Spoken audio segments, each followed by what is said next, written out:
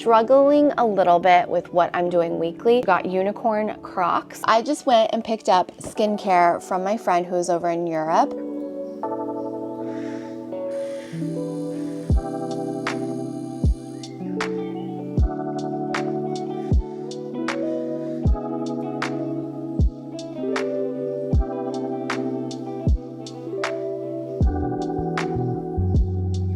I am officially 41 years old. I had my birthday last week and I have been dealing with some health issues for the past few weeks. So my last video was an empties video where I shared with you everything that I used up beauty product wise and whether or not I would repurchase them, kind of bringing it back to my OG YouTube beauty guru days. It felt good to just kind of go through the empties, let you guys know what I thought about them and purge it from my life. I've been doing a lot of purging lately. I think I'm just kind of in that zone of wanting to get rid of things that I've been hanging on to. I'm feeling much healthier. I'm feeling good. I had a birthday and I thought this vlog would just be kind of glimpses in my week. It is Tuesday, so I don't typically film on Mondays because Mondays are very chaotic between starting the school week, starting the work week, as well as both Chris and I teach throughout the day. He has afternoon classes, evening classes. I teach in the evening at my Lagree studio that I work at. And Tuesdays I typically have off unless I'm covering for somebody. Today I was invited to go see the new Marvel movie, Thunderbolts. So I'm going with one of my trainer friends, Joanna, and we're gonna head over to the Grove to watch an early screening of Thunderbolts, which I'm so excited about. I'm a huge Marvel fan. Definitely a little bit more of like the OG Marvel verse, but I'm very happy with where the direction is starting to move again with all of the Marvel movies. So I'm looking forward to that. But before I do that, I have to go pick up the Nugget early from school and drop her off with Chris. And hopefully she'll do jujitsu with her friends. Hopefully her friends are coming. Otherwise, it's going to be like a long day for her at the academy without friends. I wanted to show you something that really brings me a lot of joy, and that is my Hobonichi planner as well as my Hobonichi cousins. That one's new to me this year, but I'm going to show you some of my journals. I also wanted to show you guys what I got the Nugget for Easter and just kind of catch up and chat as well as show you some glimpses of my week. So last year I fell into the Hobonichi TikTok world and I learned about the Hobonichi weeks, and this seemed like the perfect physical planner for me to kind of just get back into journaling and planning again. So I used this for an entire year. I didn't really figure out what I was going to do with these monthlies, and then one of my online friends, planner friends on TikTok, suggested and showed everybody her monthly photo a day layout, which I love. She is Amy from Happy Olive Studios. She creates the cutest stickers and journaling merch, as well as shares a ton of planner and journaling TikTok videos, and she's on Instagram. Started doing that for like a couple of months, but honestly, I did not keep up with it for most of the year. This was like the exception of that month that I did do it. And then for the weeks, I really found my groove with kind of just having most of the dated side be my schedule, just quickly written down and jotted. And then on the further right side, I would section it off and do either meal planning or tasks or goals for the day. And then on the blank sheet, I would have to-dos. Kind of just like found a really good groove with that. Hopefully there's nothing that I can't show you. It was like meal planning, all of that. And it just felt like a lot of efficiency in a small space. I started instead just journaling like a daily thought and moments that made my day happy, if that makes sense, to just kind of reflect on my day real quickly with 1 or 2 sentences. And then at the bottom in color, I would have my schedule, like if I was teaching, working, things that were due. And then of course I still had my workout tracker as well as my to-dos. And then what I really loved about this was that I would have my monthly wrap-ups. So I would have January, I would do most memorable moments, people I connected with, lessons, goals, books, TV and movies, and then my next month's goals. So this was really my favorite part of the journal, as well as my book log. Most of my reading is done digitally via either my Kindle, the Libby app, or Audible books, which I started getting into a little bit more since I found out that I get hours to listen to every month with my Spotify Premium. Totally unused resource for so long, but I'm so happy I figured that out.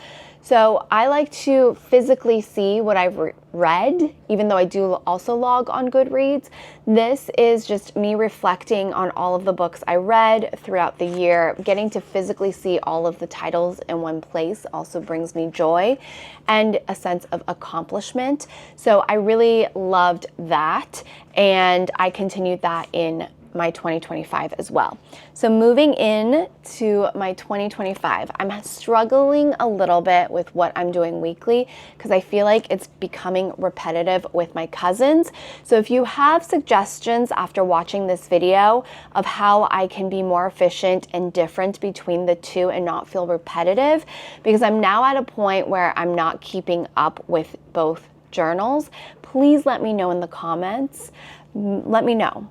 So this is my weeks. I got the green one this year, and I did get a cover this year. Tried to do the photo a day. So I did January, and I believe I also did February, but I'm so behind for March, and we're almost over halfway through April at this point. I don't know. Should I keep doing the photo a day, or is it not, like, is it just making me do something that I'm not gonna keep up with? For the weeks, what I have been doing is not a lot really. So I started basically sectioning these off into 3 sections. And I would have activity, meaning like physical activity, because I have my physical health goals, and then nutrition, because I'm definitely trying to track that I'm eating enough protein. I don't like tracking every calorie, and I don't like tracking macros. It can be very toxic for my mental health. So instead, I like to track maybe my protein only, and then making sure that maybe once in a while, I might track my daily food to see that I'm in the area and the range that I want to be in. My spending, because I want to be better about my spending. We have a lot of financial obligations and goals, and I just need to get a handle on it. Especially with having a kid, it can get out of control really fast for me. I had my workouts, but the workouts here seemed a little bit repetitive, so I stopped doing that. I have my goals, and then I have my content ideas in the bottom right corner. So this is slowly become less and less efficient for me, because I just feel like I don't need to track all of my workouts in a whole section. I used to just have a workout that I did, like I wrote it and I did it, yay. And then self-care is something I'm trying to track more of. But then when I look back every week, it just makes me a little sad that I'm not getting to my self-care, or that my self-care really is more of a chore these days.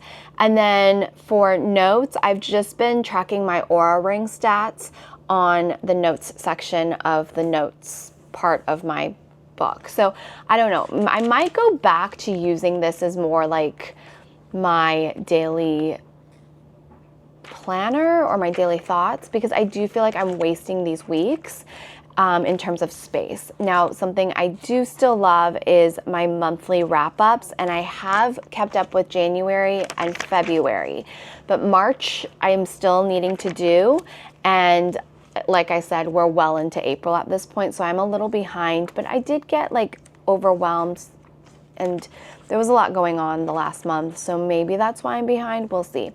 Still love my book log. Book log is still my absolute favorite part of this journal / planner, and I have been keeping up with that, and that's what you've been seeing me do in this vlog. For my cousins, I basically have been writing my weekly planner here at the beginning, because this is a very well thought out, full planner. So you've got the monthlies, which I was originally going to use as like content planning, but content planning and I don't get along, and honestly it overwhelms me. So then I was using it as content tracking. So then I would just track like what I posted, but then I was like, why do I need to do that? I don't create content so strictly. I like to just create and post as I go. It's not that methodical when I'm creating content. I'm not a methodical content creator. I create because it's a passion of mine, and I love sharing my life, and I love sharing what I'm interested in, hoping to find a community of like-minded women out there, or men even. But I just really don't know what I should be doing in these months. But then in the weekly layouts, I like it just kind of looking at my week as a whole by the timeline and everything, and I've been using that, but I don't really refer back to it very often, even though it's bookmarked. And then for my dailies, what I've been doing is basically just writing my thoughts for the day, especially if I'm moody. When I'm moody, it helps me kind of just get it out and on paper at the end of my day to be like, okay, this is what's bothering me, or here's a day that a funny thing happened and I want to remember it. And so I just jot it down, kind of like a page a day journal. And at the bottom, I write what I'm grateful for, as well as like great gratitude in future manifestation, if that makes sense. I don't believe in true manifestation, but I do believe in the energy of transitioning the way you think and refocusing your brain and thought pattern to be in a positive and productive manner, especially as someone who deals with a lot of mental health issues. So I like to write 3 to 4 sentences at the end of my day before I go into bed, so that my brain is switched into a more positive, productive way of thinking versus dwelling on any negative thought. So that's what I've been doing for the daily pages, and I have been keeping up with that for the most part, and I do like that about this. I feel like I could have maybe gone from the Hobonichi weeks to just the cousins, but I already bought this, and they're not cheap planners, so I do want to get use out of it, and I've already started the wrap-ups and the book log, so I don't want to like transfer them, and I don't want to waste them. Moving into next year, I might consider just sticking with one of these, or sticking with this one and figuring out how to combine the weeks into the cousins, or maybe getting the A6 instead of the A5 so it's smaller, because I do like having a page a day to really write my thoughts down and my goals, as well as my gratitude. So that's what's going on this year. Oh, I also do junk journal. So this is from last year. This was my 2024 junk journal, and it got very chunky and hefty. I have a few pages left, but I ended the year with my traveler's notebook from Japan. I bought a traveler's notebook and an insert to just junk journal for Japan. And then I have a new junk journal for 2025, which I'm really behind on as well. But junk journaling for me is just like more soothing and fun. I'll listen to an audiobook while I'm junk journaling, and I love listening to audiobooks, especially memoirs and thinking, like more educational types of books, whereas I like to read fantasy, romantasy, and fiction because my brain computes it better, whereas when I'm listening, it's better for like the author to be reading that book, if that makes any sense. Easter happened, and I did get the Nugget a little Easter basket. We didn't do anything super celebratory. We did go for an Easter egg hunt at the beginning of the month, and then we spent Disney with friends on Easter Day. So I picked her up some stuff from Target, and I did get her a baby doll on my birthday because she convinced me to buy her a doll on my birthday for her. And then I did buy her the yoga goat that was going to be a part of her Easter gift, but I gave it to her early. So this is the Easter basket. I thought it was really cute, and we can use it in her room to help organize as well. She's really into just like carrying things around. Got her these really cute, she loves unicorns and mermaids right now. She's very into unicorns. So she got unicorn Crocs. I feel like every year for Easter is around the time I'm gonna have to buy her new Crocs anyways for spring and summer.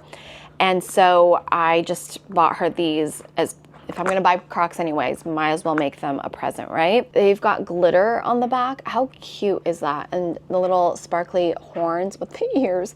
She loves these. I got her this cute little sand bucket and watering thing for the beach / the pool, or we can take it to the park. I think we always could use these because for whatever reason, we always lose pieces to this. And they get kind of gross as well. So I'm gonna probably donate the pieces, the sets that are missing pieces, and then we can just keep this one. Got her one of these. It's a water blaster. I think these are so fun, and they're easy enough for her small hands and grip to do. She loves using these at the pool and at the beach. I also got her these cute little mermaid jelly shoes because she really loves jelly shoes. Her feet are growing so fast. That's pretty much it for her Easter basket. I got her a chocolate Easter bunny from Trader Joe's. So the one that you guys see at the store, that's the one I got her. Nothing too crazy, nothing too fancy. I just went and picked up skincare from my friend who is over in Europe, and I gave her a list of things that I wanted, and she got most of it, so I can't wait to see what she was able to find and pick up. Most of it is sunscreen brands that aren't readily available to us in the US, and a lot of the ingredients that aren't FDA approved. It doesn't mean it's not good or better. It just means the way that sunscreen is approved here in the US is not as like up to date. So I definitely prefer Asian and European sunscreens, especially for kids. So very excited. Cannot wait to see what's in here. The first thing is Biafine. She got me a huge Mac Daddy tube. So this is something I learned about via TikTok beauty stuff and everybody going to Paris and getting it. So Biafine is something that most households have in France for burns. I could have really used this for my sunburn that I randomly got during spring break, or kitchen burns, anything like that, skin irritation. So huge Mac Daddy. This is kind of like a first aid situation. I've been wanting to try Evie sunscreens because Susan Yara talks about it all the time, and this is the stuff that she uses for herself as well as for her kids. So this is the SPF 50 sunscreen mousse. Very excited about the mousse. We do have a vacation whipped that I really enjoy that's available in the US, but I heard really good things about this one. P20 Kids. I ordered this when my friend ordered a bunch of stuff to be shipped to her family home. This is the P20 Kids, protects up to 10 hours, water resistant for up to 3 hours. It's SPF UVB 50 plus. And Susan explained that the sunscreen filters, especially for the kids, is great because you only really get to fully apply them before they go to school for spring and summer, and you don't always know if they're going to reapply. I know moving up, she's going to be responsible for reapplying herself, and while she's pretty good at using brushes and sticks, she's just going to miss places, and sometimes she's going to forget. So I am very excited for this to apply before she even gets to school because it's supposed to last longer and be a little bit more effective. So that's why I ordered this for her. This is the Daily Defense Face Mousse, Blue Light DNA High SPF Protection Moisturizer for all skin types, also from Evie, again, because Susan talks about it. I really wanted to try this, and this is available here in the US, but it's much more affordable in France, and it's the Caudalie mask. It's their instant detox mask. I hear amazing things about this. I love Caudalie. It is pricier here in the States, so I wanted to try it when it was a little bit more affordable. I got the Nuxe perfume. Ooh, so I want to smell this. So I didn't actually get to smell any of the things that I wanted, but I was like, oh, I want to try this out. I love Nuxe oils, so I was very excited to smell this perfume. Oh, that mist is beautiful. This is really beautiful. I think this will be my everyday scent. It smells like a heightened version of their classic body and hair oil. I love the way this smells. So good. Picked up the La Roche-Posay Athelios SPF 50 antioxidant. So I forget, this is their hydrating cream. So this was like a good everyday. To try the Caudalie body washes. I sent her the green version and she didn't find the green one, but got the purple one for herself and then decided to give it to me. So I'm very grateful for that. I heard great things about all of the fragrances. So really, really excited. I am needing a shower gel too. This is the Ultraviolet SPF 50 sunscreen. It's their pre-screen spray. I love a spray for reapplying, and I specifically like the Asian and UK European ones because the filters are better. They don't sting my eyes. We do have spray sunscreens here in the US. The Kapari one's really good. It's very, very glowy. So that one I prefer to use at the pool or the beach. But the ones that aren't as glowy, like the Vacation Club one, it does sting my eyes when I get sweaty. So I wanted to try the Ultraviolet one. And Ultraviolet is now available in the US through Sephora. However, the formulation's slightly different. I'm interested to try that as well. Got the La Roche-Posay Cycloplast Balm. This one is just a classic and a favorite. I also asked for a Nuxe lip balm. These were my favorites when I was in Paris, like I want to say like 12 years ago at this point. I bought a bunch of these. They're the best lip balm. This one's kind of like hit or miss. It's the Nuxe Honey Lip Care, and some people love it, some people really don't like it, but I thought I would try it. And we've got the Kids Protect and Care 5-in-1 UV Protection SPF 50. So this is from Nivea, and I thought I wanted to try it because it's a roll-on for the Nugget, and it'll be easier to apply or reapply, and I could send that to her with her to school. And then the Nivea Creme. So the formulation is different than the US one we have here, so I'm very interested to test this out. I love Nivea. It's such a good brand. I grew up with it, and I'm just really excited to try this out. So I'm so excited, mostly for the sunscreen. Really, really excited for all the goodies. Hello from my car. I am in LA. I just got my bangs trimmed by my stylist, Sal, at Nova Arts. It's always good to see him. I love him so much. I've known him for years, and he's my favorite. He's such a good person. So it was good to see him, get my bangs freshened up. I'm gonna head over to the Finery event now. I like to try and stack things, and originally I said yes to the Finery event thinking that I was gonna stack a couple more events with my friend Jenny, but Jenny is over at Stagecoach with Dibs and Kapari, so I decided to just get my bangs trimmed, go to the Finery event because I do love Finery. They make incredible, affordable, delicious fragrances available at Target.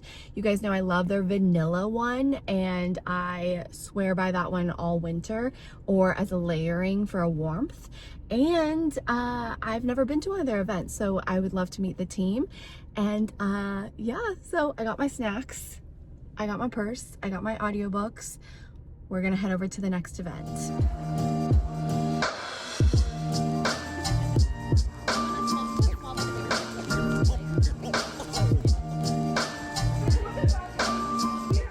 So I just got off work. I bought lunch for Chris and myself. I should have probably bought two, but when I texted him, he didn't tell me how hungry he was. And now he's like, should we get two? And I was like, well, I already ordered. I even waited and answered some emails while I was waiting for him, but he's busy working. So if he's really hungry, I just bought some Kevin's at Costco as well because I had to go return something.